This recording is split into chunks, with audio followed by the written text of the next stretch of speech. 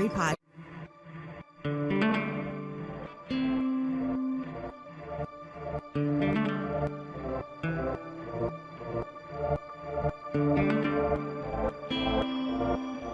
Welcome to Dig, a history podcast.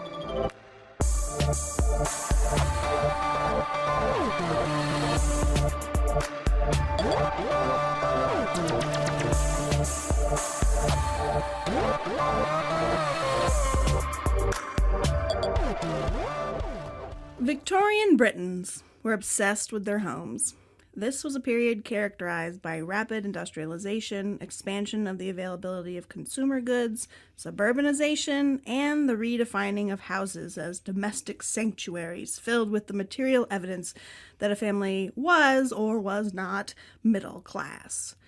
Men and women no longer labored side by side in the home to make a living. Instead, bread-winning husbands left the house in the morning, worked the day away in an office or overseeing a factory, and returned home hungry and ready to be enveloped by the warmth of his house, family, and domestic angel, aka wife. The warmth and light of these houses was another characteristic of Victorian life. While open coal hearths continued to dominate home heating, the Victorian era was also the first to use radiant boiler-powered heat, whole house gas lighting, and even, infrequently but innovatively nonetheless, electricity. It was a brave, sometimes dangerous, oftentimes poisonous new world, but at least it was warm. I'm Averill Earls. And I'm Marissa Rhodes. And we're your historians for this episode of Dig.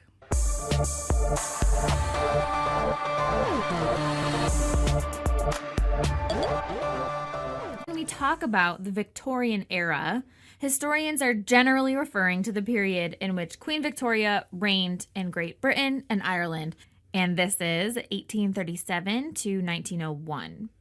But Victorian ideals of behavior, gender roles, domesticity, imperialism, and various aspects of society extended beyond Victoria's life and beyond Great Britain and Ireland.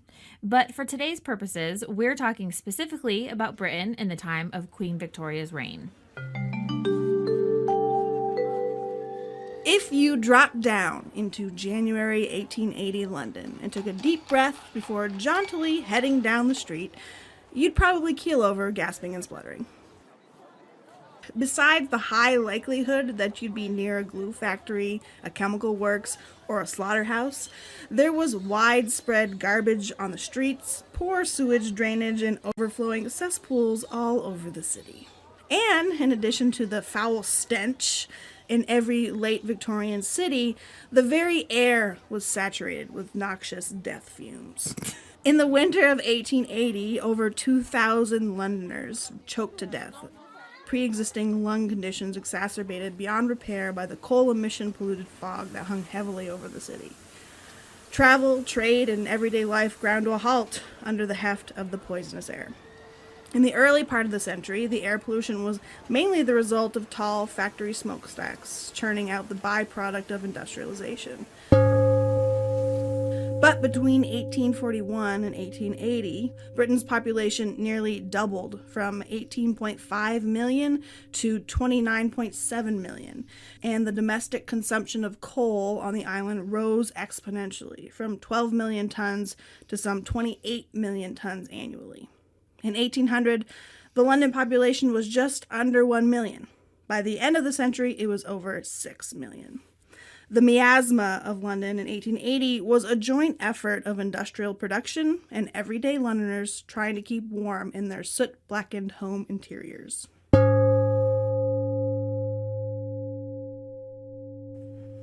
So, instead of taking a deep breath and whistling your way home, you might instead lift your embroidered handkerchief, purchased for you by your wife at Harding, Howell & Company, the world's first department store, located in St. James, London.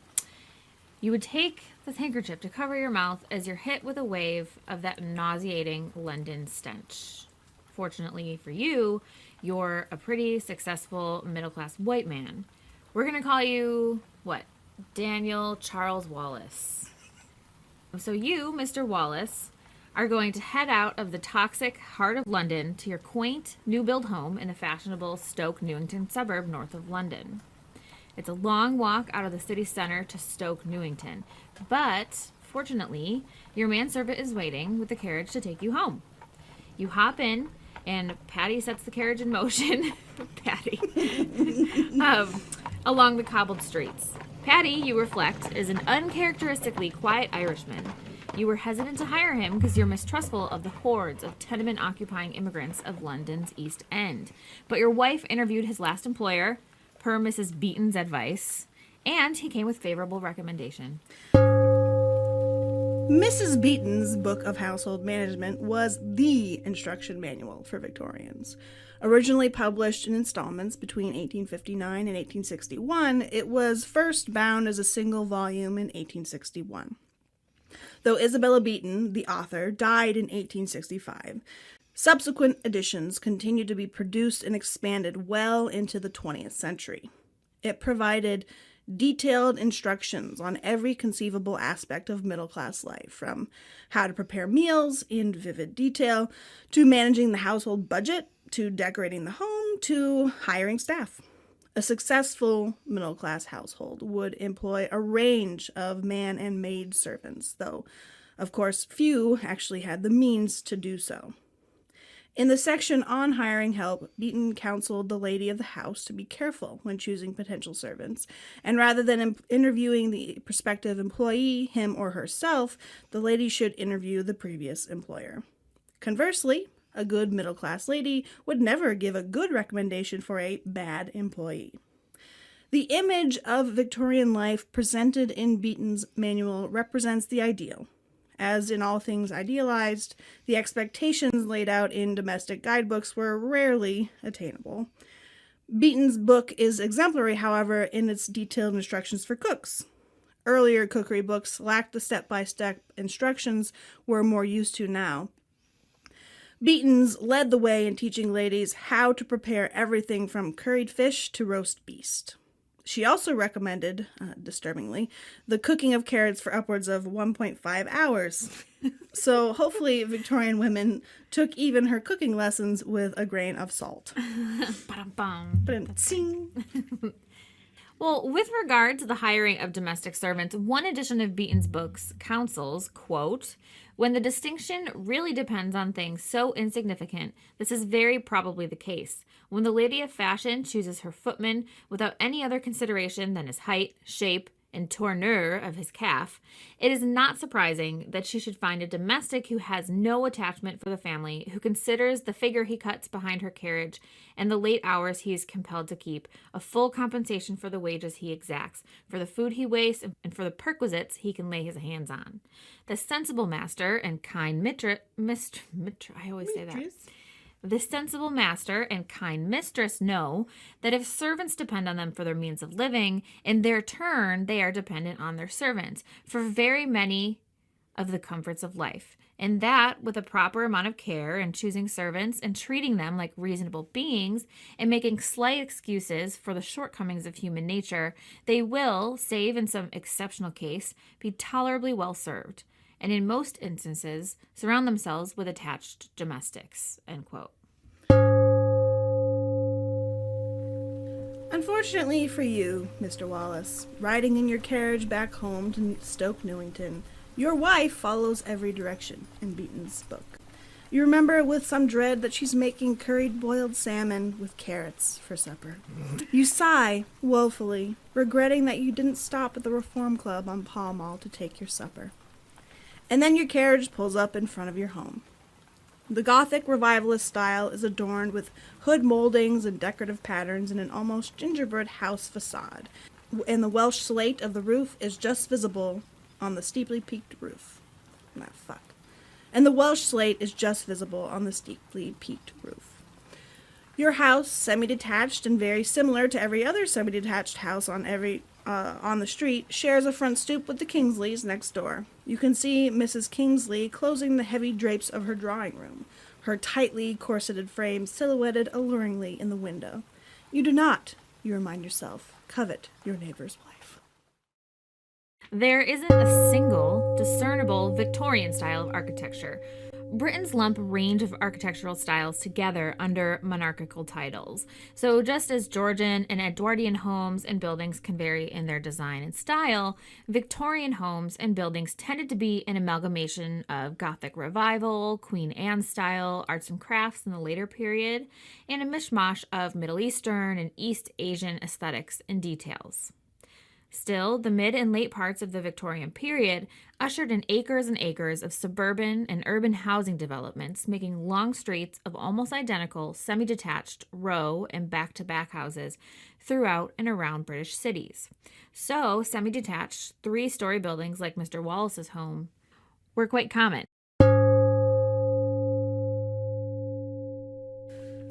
Down the street, the lamps have begun to glow. 40 years ago, there would have been lamplighters tramping up and down the streets to manually bring light to the streets of London. By 1880, most of the tall, black street lamps were powered by gas and automatically lit on a mechanical timer. Public and private gas lighting arrived in Britain in the early 1800s. The gas used to power this form of illumination was a byproduct of the industrial processes used to turn wood, turf, and coal into charcoal, coke, and tar. In the heating of the former, an inflammable gas was released, and if harnessed, that gas could be used to fuel lighting fixtures. Combined with advancements in pneumatic chemistry, this gas was captured, stored, and delivered to illumination devices all over Great Britain, from the street lamps outside to the chandeliers and lights in homes that would, for the first time, light entire rooms. Rather than the limited scope of an oil lamp or candle, gas lighting changed the everyday Victorian experience indoors and out. On the continent, attempts to expand the accessibility of gas lighting failed in the late 18th and early 19th century beyond individual inventors' projects, like the Hôtel des Seigneurs, which was completely lit by gaslight by 1801, thanks to the efforts of the French civil engineer Philippe Le Bon. The infrastructure to commercially scale gas lighting did not exist in France, but they did exist in Britain. Boulton and Watt, an early British engineering and manufacturing company known for making marine and stationary steam engines, led the way. Between 1802 and 1810, Boulton and Watt developed the technology to scale and distribute gas lighting, which they did to mills in the north of England. By the time they lost interest in pursuing it as a commercial venture, they'd worked out the kinks enough to make the technology viable for others to pick up. By the mid-19th century, gas lighting was ubiquitous in public city spaces of Britain. Many of London streets were illuminated, particularly in the middle and upper-class neighborhoods like Kensington, Piccadilly, and Stoke Newington. As Hans Caspar Escher wrote in 1814, quote, "Since my last visit to London, a remarkable undertaking has been launched there. In one of the main streets, the shop windows have been lighted by gas. This gas, or inflammable air, is conveyed like water through pipes on both sides of the street. Every householder or shopkeeper gets in touch with the gas company and signs a contract for the supply of lamps or wick holders, which he requires and pays for the gas in accordance with the number and size of lamps," end quote. If anyone's familiar with the PBS-BBC historical drama Victoria, gas and modernization is a subplot for the downstairs folks. So Victoria's confidant and governess attempts to have Buckingham Palace updated with the gas pipes and lighting to cut down on the cost of candles. And she and the head butler clash because the butler, and apparently every servant in the royal household, was making a side profit by selling gently used royal paraphernalia from the candles to Victoria's gloves because she required a new pair every day. I love the show. It's so good. The butler is resistant to the gas for his profiteering reasons, but exclaims that the governess will blow up the house and goes on a subversive crusade to make the installation of the pipes impossible. Despite gaslighting being so prevalent in Victorian life, Victoria's palace was never gaslighted. Instead, the royal family had electricity installed, starting with the ballroom in 1883 and with the rest of the palace electrified by 1887. Between 1812 and 1820, the Gaslight and Coke Company set up shop in London. When GLCC started, there was no comparable model to base their business on. Telegraph systems, water provision, sewage disposal, and other citywide networks for similar services and products did not yet exist. So GLCC had to start a network. With no comparable citywide services, they led the way. They had to install and, by extension, own everything about their service: the pipes, the gasworks, even the burners in homes and shops and on streets. They started with several small producing plants scattered throughout the city, but demand was so high they had to build a much bigger factory to produce an adequate supply. With the royal charter and public enthusiasm, gas lighting spread from London to the industrial north and smaller cities. So back to you, Mr. Wallace. You throw open the heavy front door, immediately shaking off your woolen coat, another Harding, Howell and Company purchase, and hang up your hat.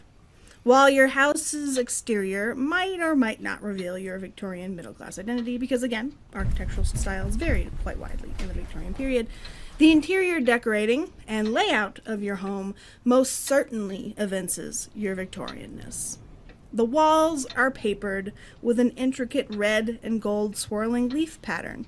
Fortunately, you vetoed the use of the arsenic green that your wife proposed for the hallway after reading about the dozen or more deaths caused by people's wallpaper. There are shadow boxes and portraits suspended from the walls, and the warm glow of several gas ceiling fixtures light the length of the hallway. Dark wood furniture lines the hallway, a grandfather clock on the right, a tall, ornate wall console adorned with religious iconography and statuettes on the left, and an umbrella stand carved with Indian elephants is beside the front door. Material wealth is a marker of social status. Being able to afford the new modern conveniences and latest, most fashionable household goods is central to your middle-class identity. On the other side of your wall is, of course, a mirrored image of the same layout for the other half of your semi-detached house, right? Because there's two units side by side. The Kingsleys. Yeah, the Kingsleys. Home, sweet home.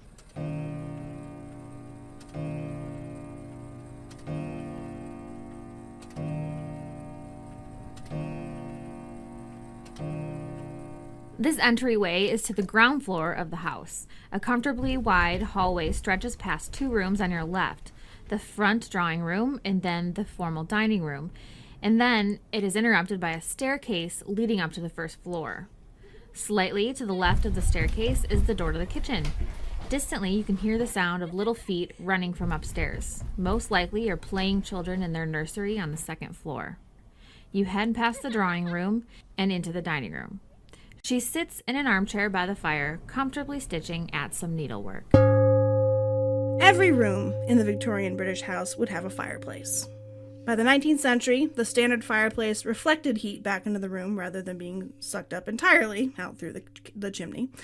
Still, as one might guess if you've ever used a fireplace as a sole source of heating, fireplaces are not particularly efficient heating sources. The fireplace was still central to every Victorian room, and every home manual and guidebook gushed over the centrality of the hearth as the heart of a home. And as we've already suggested, by the mid-19th century, everyone was burning coal in their fireplaces. Though there were German-designed clothes stoves and American-designed steam heating options widely available on the market, most Britons rejected these options.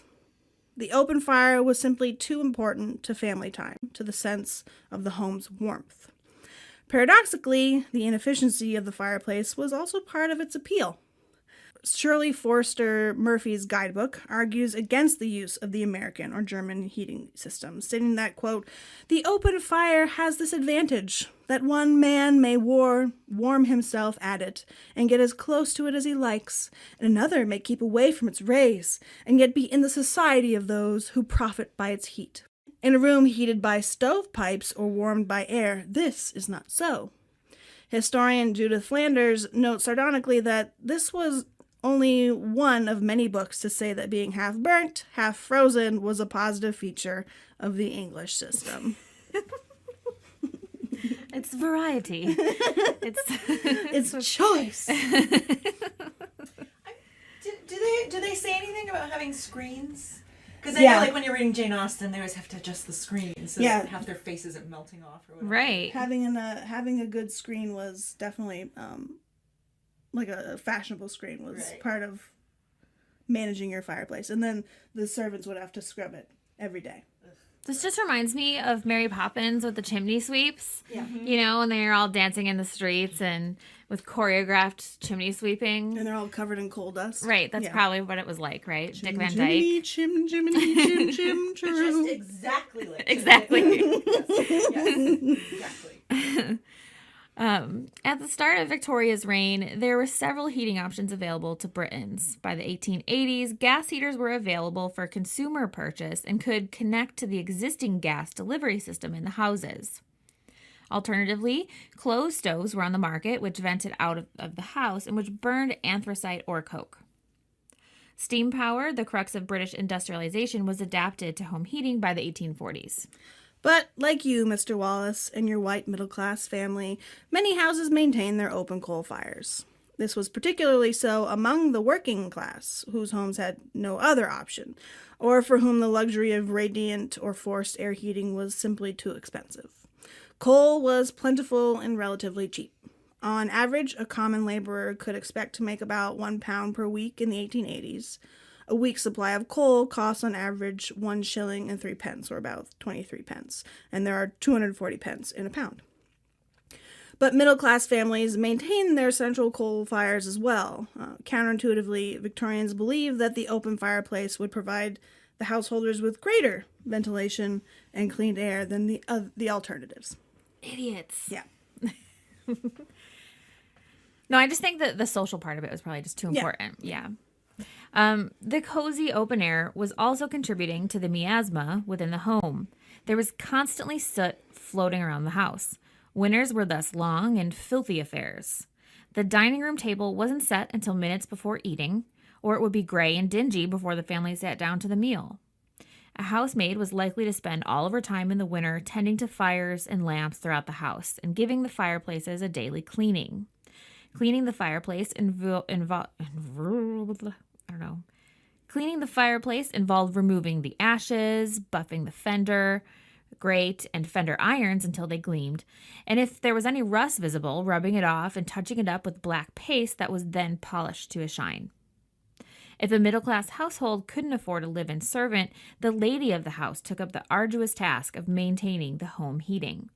And spring cleaning was a serious undertaking. Once the fires weren't needed, the entire house would need to be scrubbed, oiled, beaten, and shaken to combat a winter's worth of coal, candle, and lamp soot and grime.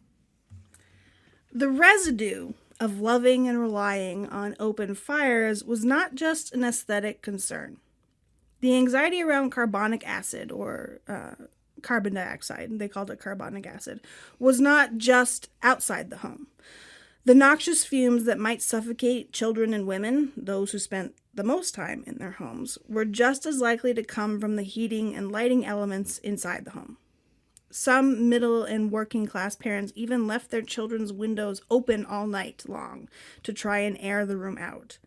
For a poor family, that might mean children would huddle together on a thin mattress, wearing all their clothes, maybe with a thin blanket, sharing their body heat and little more in the cold British winter air. The doctors who wrote and railed against the filthy British atmosphere kindled real fear in parents. Many elected to not have fires in the bedrooms at all. Even the wealthiest middle-class families who had fires roaring in 4 or 5 common spaces day and night preferred cold bedrooms. The Modern Householder by Shirley Forster Murphy thought that 50 degrees was the ideal temperature for the bedroom. Oh my gosh. And Ava would agree with this because that's the temperature of her house all the time, and we hate it. And because the inefficient fireplaces leaked all their heat out the chimney, there was little chance that heat from the ground floor could rise to warm the first floor, and certainly not the second floor where the servants' and younger children's bedrooms were tucked away. Middle-class children, at least, would have the luxury of warm blankets to snuggle under and possibly even bed curtains to trap some of their body heat. Rather than install the more efficient heating units, Victorian Britons found all kinds of workarounds to stay warm. People heated bricks to set their feet on and wore shawls indoors. Drapes over doorways were both fashionable and sensible, preventing drafts from blowing under doors. Cold bedrooms meant that the wood floors that were standard in 19th century homes were painfully cold to walk on in the morning. So those who could afford it had rugs everywhere. The poorest would weave rag rugs out of fabric scraps. The middling sort moved old parlor and drawing room carpets up into bedrooms, sometimes even cutting the larger area rugs of those spaces to give better coverage to several bedrooms. These were generally threadbare, stained, and well beyond their years. One Mrs. Panton describes the carpets of her 1850s and 60s youth as, quote, a threadbare monstrosity with great sprawling green leaves and red blotches, quote, made over from a first appearance in a drawing room where it had spent a long and honored existence and where its enormous design was not quite as much out of place as it was in the upper chambers.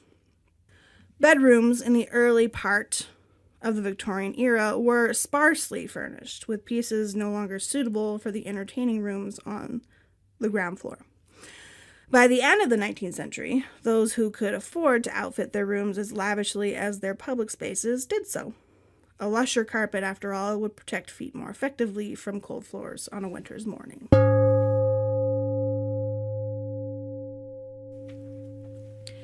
As you, Mr. Wallace, step into the dining room, your fashionable wife rises slowly, setting her needlework aside.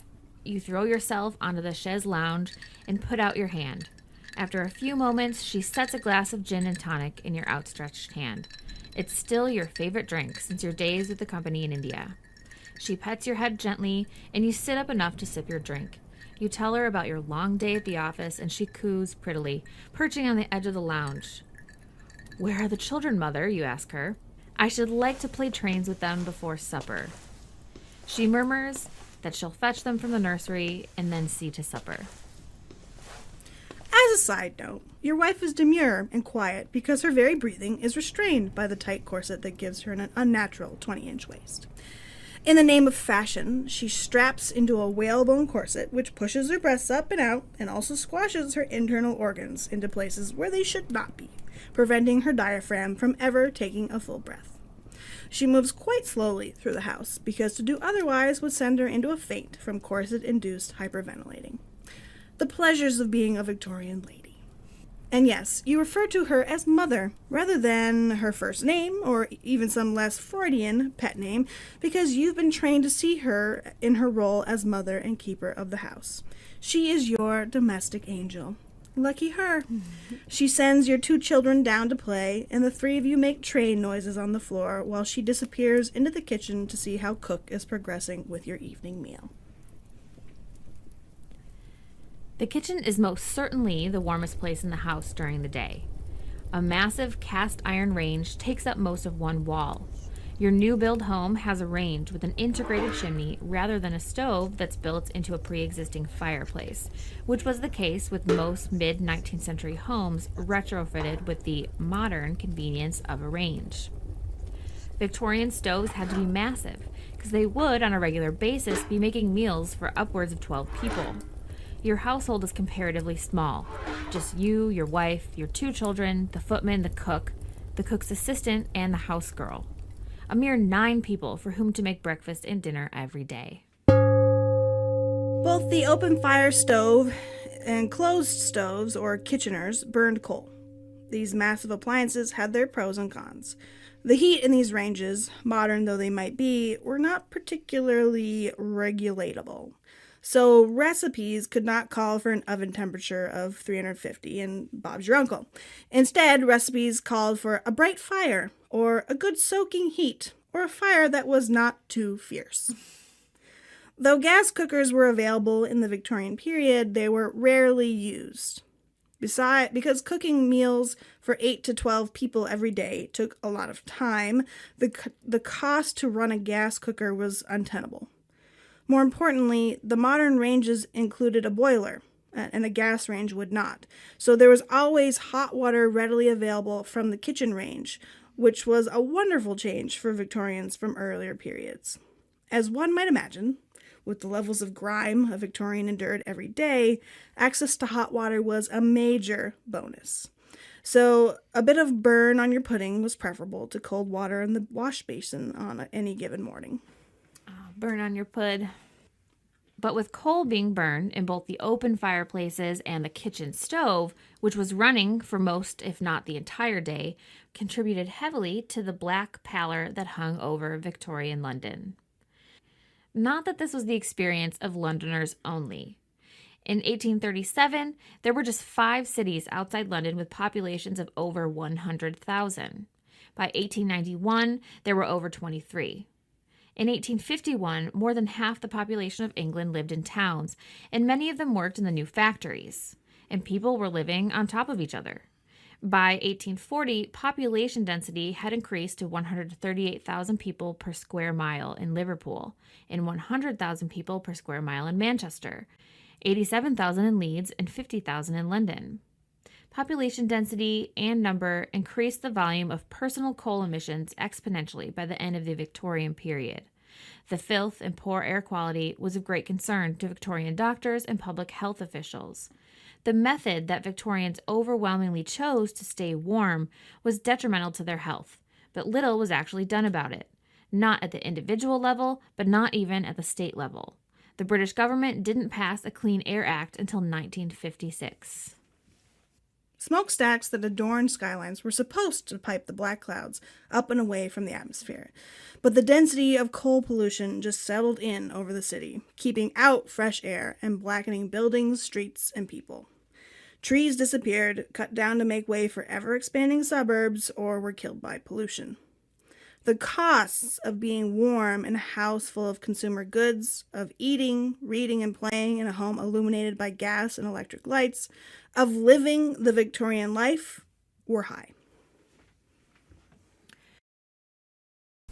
You, Mr. Wallace, will live through this winter. Your children will both get pneumonia, but they'll pull through because you'll all take a holiday to the seaside resort of Brighton for 3 weeks in February, when the worst of the smog descends on London. Your wife's constant, shallow breathing may save her in the end, because she never takes the toxic coal dust deep into her lungs. It's good that you're a pretty well-to-do, middle-class white man. Your cook's entire extended family, a brother, sister-in-law, and 6 children, will suffocate in London's East End at the end of January.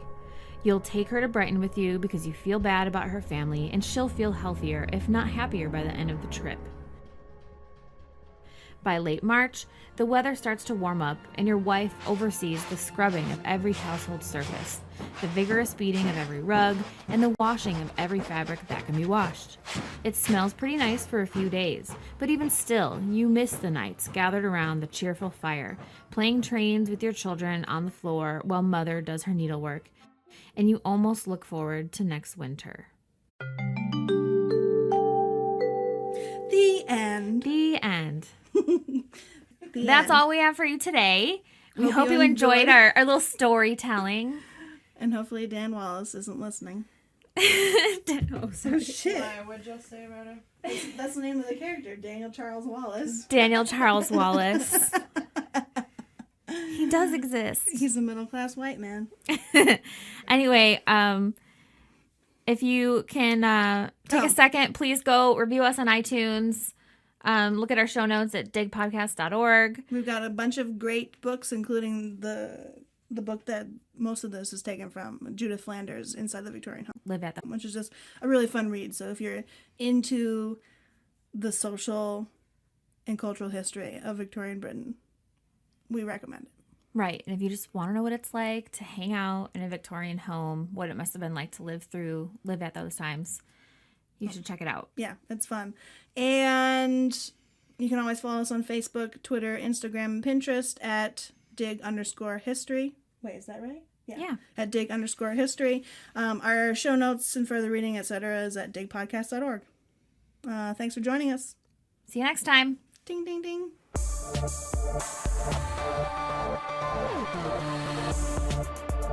This podcast was produced by the historians of Dig, Elizabeth Garner Mazurek, Sarah Hanley Cousins, Marissa Rhodes, and me, Averill Earls. You can find show notes and further reading, as well as the archive for the History Buffs podcast at digpodcast.org. Thanks for listening. I'm Avril. And I'm Martha Stewart. No, okay. I do write that. Just for fun. Just for fun. Funsies. Well, you wrote Betty Crocker, but I changed it to Martha Stewart. I know, you're such a stiff. People used to think that when I worked at the nursing home, I used to say, "Hi, this is Marissa calling," because I would have to call people about paying their invoices or whatever. Mm-hmm. And they always thought I said Martha every time. Marissa? Every time I'd say this, and I would even say, "This is Marissa." Like I would like do it so that they would still say, "Oh, hi, Martha." And I'm like, no. Maybe they did that because they didn't want to pay you. If you dropped down into January 1880 London and took a deep breath before jauntily walking. Oh, sorry, I just had to throw that in there for a giggle.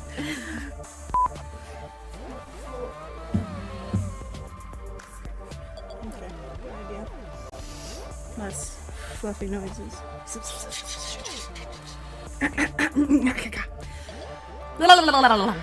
New unique. Cow now, New York. brown cow.